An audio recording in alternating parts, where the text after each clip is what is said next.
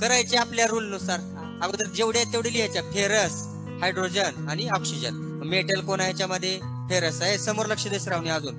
मग फेरसचे किती आहेत?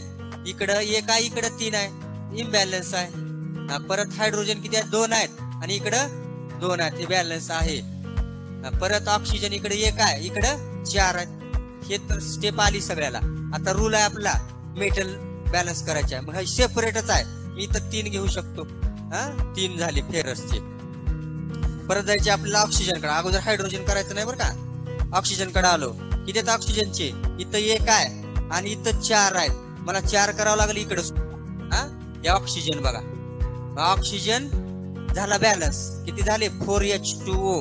ऑक्सिजनचे किती झाले? इथं 4 झाले.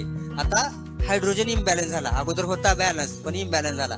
हायड्रोजनचे 4 दोन्ही 8 झाले. मग इथं मला 8 करण्यासाठी अगोदर ऑलरेडी 2 आहेत. किती कोएफिशियंट घेऊ? 4 घेऊ. 4H2. या पद्धतीने याचे सुद्धा 8 झालेले आहेत. 4 गुणिले 4 म्हणजेच 8. जेवढे इकडे आहेत तेवढे या साईडला. अशा पद्धतीने येते बघा प्रश्न. कंपल्सरी येतोय म्हणजे